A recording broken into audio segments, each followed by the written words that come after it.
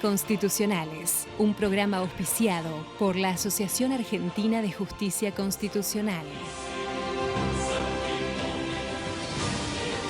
Bienvenidos a Aires Constitucionales, espacio de la Asociación Argentina de Justicia Constitucional. Pueden seguirnos en nuestras redes sociales y encontrar todos nuestros programas en nuestro canal oficial de YouTube. Muy bien, en el marco de una causa en la cual la Dirección Nacional de Migraciones canceló la residencia permanente que tenía aquí un ciudadano extranjero, declarando irregular esa permanencia, ordenando su expulsión y prohibiendo su reingreso al país en forma también permanente, en razón de darse el supuesto establecido por el artículo 62, inciso B, de la Ley de Migraciones, en el caso el migrante había sido condenado por el delito de robo agravado por el uso de arma de fuego en concurso real con la aportación ilegal de arma de fuego de uso civil. No conforme con este pronunciamiento, entonces el inmigrante presenta un recurso judicial directo que es rechazado en primera instancia y así entonces interpone una apelación e interviene la Sala Quinta de la Cámara Nacional de Apelaciones en lo Contencioso Administrativo Federal, que considera que existieron vicios en la causa, lo que generaba entonces la nulidad del pronunciamiento del organismo, en el sentido que consideró que dicho pronunciamiento se había producido fuera del plazo establecido por la norma, por interpretar que los 2 años desde el cumplimiento de la condena y a su vencimiento, los 30 días para expedirse la Dirección Nacional de Migraciones, en realidad era ese plazo de 30 días que tenía para pronunciarse. No lo había hecho en tal sentido la Dirección Nacional de Migraciones, sino que lo habría hecho dentro de los 2 años desde el cumplimiento de la condena. No coincidía con esa interpretación el organismo, así que interpone un recurso extraordinario federal en tal sentido. Y la Corte manifiesta que ya tiene dicho en sus precedentes que la interpretación de la norma no tiene que ser exclusivamente literal, sino que debe interpretarse jurídicamente, en forma armoniosa con el resto del ordenamiento jurídico que corresponda, los preceptos y las garantías constitucionales. Y en tal sentido considero que no resultaba adecuado interpretar que el legislador le había dado al organismo un exiguo plazo de 30 días para pronunciarse, sino que la correcta interpretación era la que había realizado la Dirección Nacional de Migraciones, que podía expedirse en cualquier momento dentro de ese plazo de 2 años del cumplimiento de la condena. Bueno, así las cosas, entonces se revocó la sentencia, la Corte revoca la sentencia de la Cámara y ordena que vuelvan los autos al Tribunal de Origen a fin de que se expida conforme a lo manifestado. Muy bien, ahora vamos a una breve pausa y ya volvemos con más Aires Constitucionales. Hoy estaremos conversando sobre la IA y la Constitución Nacional. No se lo pierdan. Aires Constitucionales, un programa auspiciado por la Asociación Argentina de Justicia Constitucional.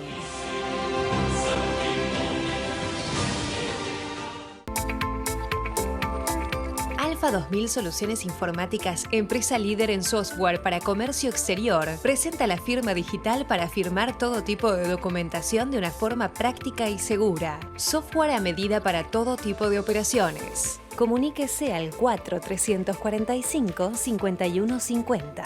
www.alfa2000.com.ar.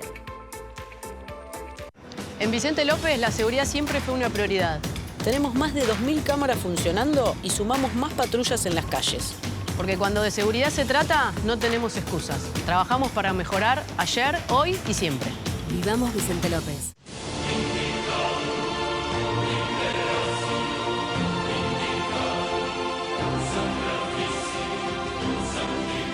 Muy bien, y aquí seguimos en Aires Constitucionales. Lo dicho, con nuestra invitada especial del día de hoy, la doctora Mariana Sánchez Caparrós, que es abogada, doctora en Derecho y subdirectora del Laboratorio de Inteligencia Artificial de la Facultad de Derecho de la UBA. Se especializa en inteligencia artificial aplicada al sector público, especialmente en justicia digital, ética y protección de derechos, lidera proyectos de innovación con IA en organismos estatales y trabaja en el diseño de soluciones seguras y centradas en las personas. Desde Ushuaia, con ustedes, la doctora Mariana Sánchez Caparrós. ¿Cómo estás, Mariana?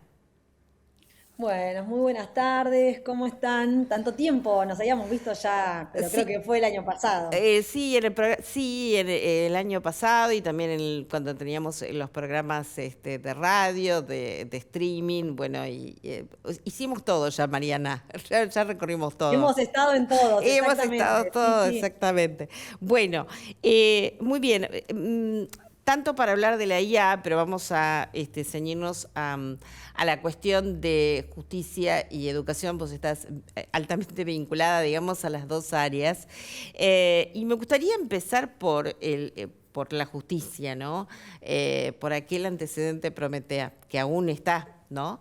Y que además creo que ha tenido proyección en Latinoamérica, ¿no? En otros países, con otros nombres, por supuesto, pero digo... Sí, Prometea es, bueno, yo tengo el placer de trabajar con Juan Corbalán, que es el director del Laboratorio de Innovación e Inteligencia Artificial. Es el primer laboratorio de innovación e inteligencia artificial que funciona en el ámbito de una facultad de Derecho. También tenemos, creo que, un plus que a mí me gusta marcar, que no somos un observatorio, somos verdaderamente un laboratorio. Nosotros tenemos, digamos, 3 verticales de trabajo que después interactúan muy bien para generar conocimiento, que son una vertical de investigación, digamos, más teórica, otra de investigación aplicada y una, digamos, dedicada a lo que es el desarrollo de prototipos para innovar para las organizaciones.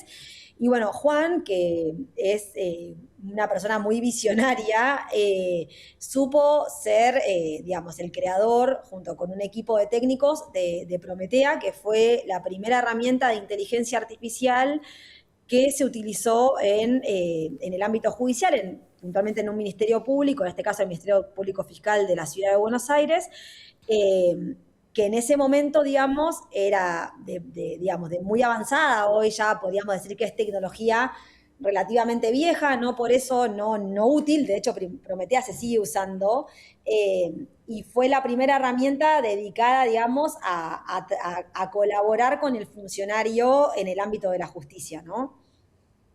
Sí, bueno, ante todo, no quiero dejar pasar por alto de saludar de aquí a Juan Corbalán.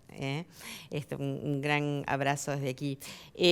Mariana, sí, realmente parece que estamos hablando del ciclo aplazado de Prometea y fue ayer, ¿no? Pero es que realmente si uno piensa cómo funciona, contanos cómo funciona Prometea. Yo de tantas entrevistas ya he aprendido cómo funciona de vos, pero contémosle al público cómo funciona Prometea. Bien, Prometea es un asistente. Prometea, digamos, data de 2016, 2017, ya tiene unos 10 años. En estos 10 años la tecnología evolucionó muchísimo, pero sí. Prometea, digamos, se basaba en ciertos algoritmos de aprendizaje automático, que eran algoritmos de los que se llaman de caja blanca, o sea, trazables, explicables, ¿sí? Que permitían asistir a los funcionarios del ministerio para la generación de ciertos dictámenes en algunas áreas de trabajo frecuentes, ¿sí? Yo, si mal no recuerdo, una era empleo público, algunas cuestiones de empleo público, otras de acceso a vivienda, ¿sí? Y básicamente Prometea lo que hacía era, a partir, digamos, de ciertos documentos de entrada que provee el funcionario, Prometea ayuda a predecir el dictamen que corresponde emitir en respuesta a esos documentos de entrada, el dictamen que tiene que hacer la fiscalía, y genera un borrador que después el humano valida y suscribe, digamos, e incorpora el expediente, ¿no? Es un gran asistente y fue como de las primeras herramientas para hacer quizás lo que se llama gestión legal predictiva o asistencia con IA en tareas, digamos, de la función pública. Sí, fue toda una revolución en ese momento, y como, claro, parece tan cercano y tan lejano al mismo tiempo, ¿no? Y hoy todos estamos trabajando también con asistentes de IA para el derecho, ¿no? Y hacemos consultas. Hay un caso muy resonante en Estados Unidos que me gustaría que lo comentes, que es Estados Unidos versus Hepner, ¿no? Estados Unidos versus Sí, Hepner. ¿De qué trata? bueno, Sí. sí, perdón. Sí, ese caso que mencionás es un caso súper interesante que creo que viene un poco a colación de lo que refería recién, ¿no? Que bueno, Prometea fue como de las precursoras y en ese momento la tecnología disponible no permitía que nosotros como usuarios individuales tuviéramos acceso a la IA si no era a través de un área de tecnología en nuestra organización que nos diera una herramienta. Eso cuando viene ChatGPT y todo lo que vino después, cambió radicalmente, diría yo, porque ChatGPT y todo lo que vino después, lo que hicieron fue facilitar el acceso a la inteligencia artificial, digamos, para el usuario sin necesidad de tener una herramienta por parte de su área de informática, ¿no? Entonces, esto que mencionabas vos, me gusta traerlo como a colación de lo que viene del caso Hepner, que es que a partir de fines de 2022 en adelante, cualquiera de nosotros con un dispositivo de conexión a Internet tiene acceso a plataformas de inteligencia artificial. Y hoy la mayor parte de nosotros puede trabajar o está en condiciones de trabajar con un asistente inteligente. Esto trajo un montón de posibilidades, pero también un montón de desafíos. Que empezaron a dar lugar de a poco a jurisprudencia como la de este caso Hepner, que es súper interesante porque en este caso, digamos, lo que se discutió es el alcance de el deber de reserva que tienen o no las empresas de tecnología con relación a nuestros diálogos con sus inteligencias artificiales. Hepner ya empezó a marcar una pauta desde una perspectiva judicial, en realidad, de algo que ya venían advirtiendo las empresas, porque antes de Hepner hay un podcast que si lo googlean lo van a encontrar muy rápido en YouTube, que es una entrevista a Sam Altman, que es el CEO de OpenAI. OpenAI es la dueña de ChatGPT, donde básicamente ya un tiempo antes estas empresas empezaban a advertir que no existe un deber de secreto de parte de la empresa con relación a lo que nosotros dialogamos con la IA, ¿sí? De hecho, cuando uno mira los términos y condiciones de usos, lo dice expresamente, que los chats, digamos, se pueden entregar si hay un pedido de un organismo estatal, ¿no? Que puede ser un poder judicial o eventualmente una investigación policial, etcétera. Ya lo habían advertido y en Hepner, que es este caso de Nueva York, se hizo realidad. En el caso Hepner, lo que pasó fue que la fiscalía, digamos, una fiscalía de Estados Unidos que estaba investigando un delito de fraude muy grande, por algún motivo sospechaba que Hepner, que era el acusado, se había valido de ChatGPT de una herramienta de IA, que creo que era ChatGPT, puede haber sido otra, para, digamos, elucubrar su maniobra. Entonces, básicamente, lo que dijo la fiscalía, le dijo al juez, decirle a la empresa que me entregue los chats, porque eso es prueba, va a ser prueba en el juicio. Los abogados de Hepner se opusieron planteando que Hepner había hecho consultas y que esas consultas quedaban alcanzadas por el secreto profesional de los abogados también y eran como parte de esas consultas más amplias. Y bueno, el juez medio le dijo que no, vale la pena leerlo el caso porque hay unas disquisiciones medio finas que tienen que ver con cómo se interpreta el deber de secreto profesional y el uso de herramientas digitales en los Estados Unidos. Pero bueno, básicamente acá el juez le dijo que no, que el diálogo era un diálogo bajo esquema de consumidor, con una licencia de consumidor y en consecuencia ordenó que se entreguen los chats. A mí no me parece algo tan extraño, me parece que está buenísimo que haya pasado, no me parece algo tan extraño porque esa dinámica de uso no es muy distinta a la dinámica de cuando, digamos, un fiscal pide pruebas a pedido ya para establecer un recorrido eventualmente si sirve la información o a Meta en las causas, por ejemplo, de grooming. Ya había mucho uso en Argentina de pedirle a Meta los chats de Facebook, que es donde suele manejarse o donde en su momento había muchas cuestiones vinculadas con grooming, ¿no?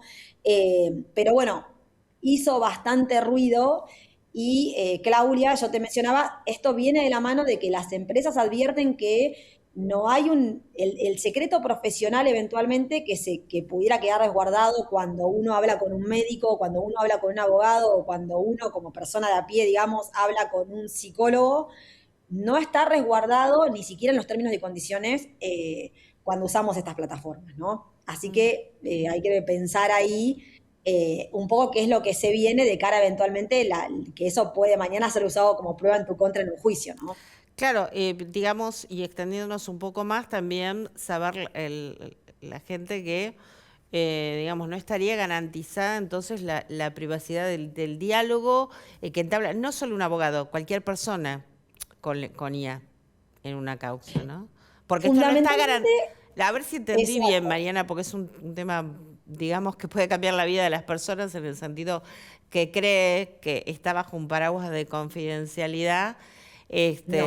y no lo está, sacando a los abogados en general, o sea, que advierten las empresas que no tienen ellos un deber de, de, Exacto. de Por no- eso creo que es súper interesante, más allá del caso Hepner, Sí, escucharlo de la boca de los propios dueños de las empresas. claro, En este podcast que yo siempre menciono, Sam Altman lo dice expresamente, dice, nosotros hay que empezar a trabajar en cómo regulamos esto eventualmente, porque nosotros hoy no podemos garantizar el secreto de las conversaciones que las personas tienen con las IAs. Y como no lo podemos garantizar, lo manifestamos expresamente en los términos de uso.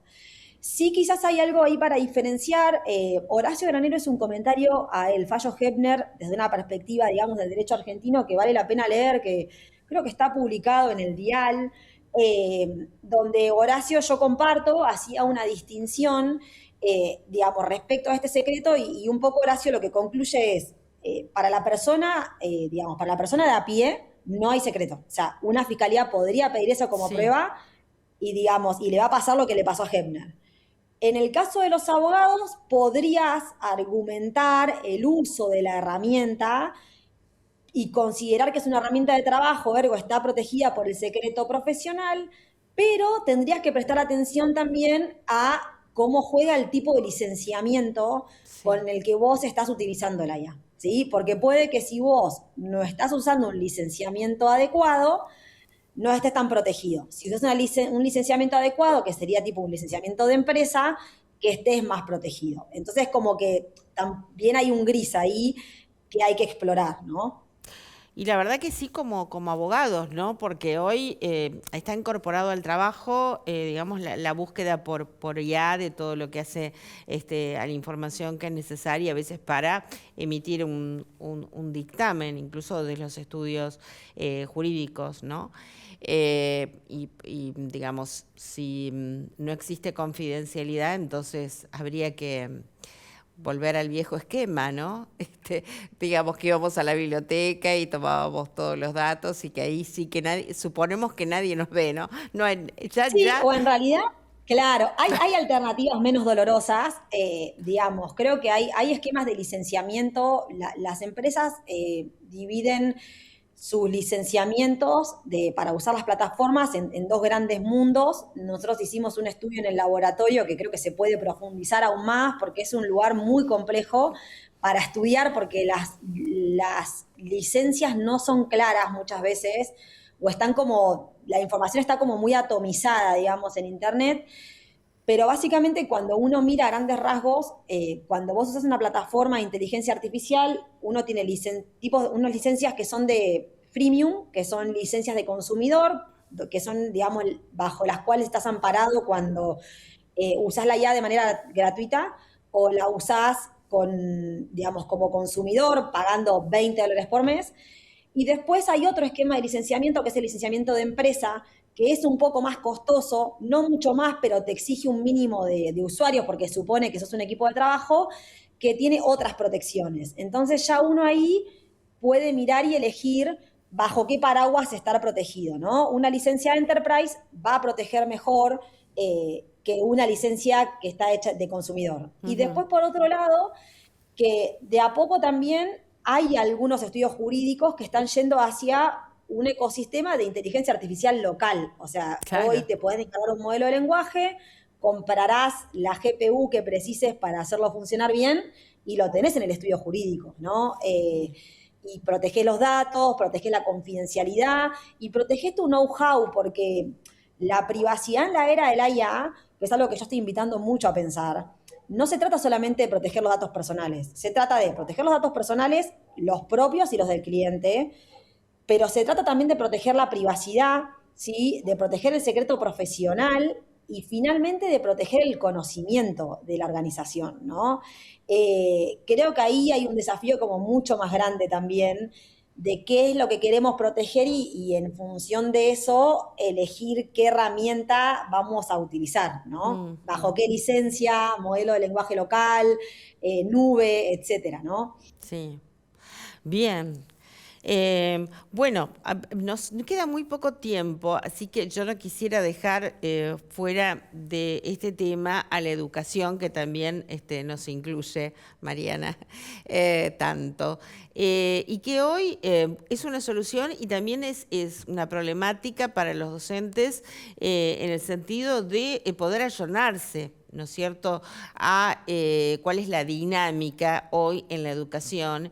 Y realmente cuando tenemos entregas de trabajos prácticos o de exámenes y demás, se da mucho la escritura híbrida, ¿no es cierto? Es decir, una mezcla entre lo humano y la IA.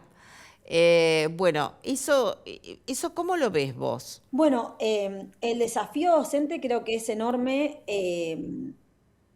Es muy difícil por varias cuestiones, porque esta tecnología es muy nueva, la inteligencia artificial, porque la escritura híbrida también ya es una realidad con la que hay que convivir, y creo que hay que empezar quizás por segmentar niveles de aprendizaje. Ese es como el primer desafío. Me parece que el abordaje no es igual para lo que es primaria y secundaria, o sea, creo que ahí se juegan otras cosas que tienen que ver también incluso con cuestiones neurológicas, digamos, o de neurocognitivas, digamos, de otros temas que yo trato de leer cuando puedo porque me parece súper interesante, pero ya creo que en lo que es el enfoque de educación adulta, digamos, que lo que sería por ahí grado en adelante, me parece que hay un desafío súper importante que tiene que ver con la aceptación de la escritura híbrida y tratar de generar espacios de aprendizaje donde nosotros podamos enseñar a escribir con la escritura híbrida. La escritura híbrida me refiero a escribir con ayuda de IA, pero manteniendo la huella humana irreductible en esa escritura, que es la que refleja digamos, el abordaje crítico en el uso de la herramienta, ¿no? O el abordaje responsable, si se quiere, en el uso de la herramienta. Yo trato de hacer un esfuerzo grande y a mí me implicó cambiar absolutamente toda mi manera de evaluar. La única materia de grado que sostengo, porque casi no estoy dando clases en grado, digamos, y tuve que hacer como un replanteo del programa y de cómo voy incorporando inteligencia artificial a lo largo de las distintas unidades del programa y de cómo evalúo fundamentalmente, ¿no? Porque si no, la otra opción es volver a escribir con lápiz y papel o con lapicera y papel. Y creo que eso implica negar una realidad que nos atraviesa a todos, que es que la IA ya está presente, está disponible y el alumno la utiliza. Entonces, me parece que ahí la asistencia va un poco por ese lado de enseñar a hacer un uso crítico, y eso implica para nosotros abandonar la casa de brujas, ¿no? Que fue un poco lo que tratamos de plantear en el último documento del laboratorio, que era un documento que planteaba esta idea de el análisis de escritura asistida por IA, para un poco advertir que no tiene sentido tratar de descubrir si alguien escribió con IA o no, sino que más bien se trata de identificar esas huellas humanas en la escritura híbrida, que son las que te demuestran que la persona usó IA, pero siguió pensando. Claro, claro, sí, totalmente. Algo que me preocupa es también la posibilidad, es decir, económica a veces de llegar al acceso de capacitación en IA, a la conectividad, bueno, a tener computadoras también, porque a veces el límite llega a que los alumnos me dicen, bueno, no puedo usar la computadora porque la está usando mi mamá para dar clases, o sea, hay una computadora por familia. Entonces, bueno, digamos, hay limitaciones, ¿no? Entonces, la pregunta es cómo queda afectado el derecho a la igualdad de la Constitución Nacional con esta incorporación de la IA a la educación. Porque habría como desigualdades casi naturales. Y ya estamos cerrando con esto porque lo vamos a dejar pendiente para otro programa porque me parece súper interesante. Sí, creo que simplemente como para aprovechar el poquito tiempo, digamos, la llegada de esta tecnología puntual en realidad Ya cerramos, profundizó una perdón, brecha. Mariana, para que Sí, cerramos en 15 segundos, por eso es para cerrar y listo. dejar planteado para el próximo programa. Dale, buenísimo. Sí, cerra, por favor, sí, cerra. Ah, no, que creo que esto en realidad vino a profundizar una brecha que ya existía, ¿no? Y es la parte del abordaje de esa brecha, incorporar un elemento más, pero no es distinto del acceso a Internet o el acceso al dispositivo en sí mismo, ¿no? Sí. Y bueno, y las diferencias, ¿no?, que se plantean en aquellos que pueden incorporar la IA a su educación y aquellos que no, que por cuestiones económicos, sociales, deben seguir en el mismo sistema, ¿no? Bueno, mucho para hablar sobre esto, Mariana, agradecerte muchísimo tu presencia y nos volvemos a encontrar muy pronto. Muchas gracias, Claudia. Nos vemos prontito. Gracias, Mariana. Nos despedimos entonces hasta nuestro próximo programa, como siempre, aquí en Metro.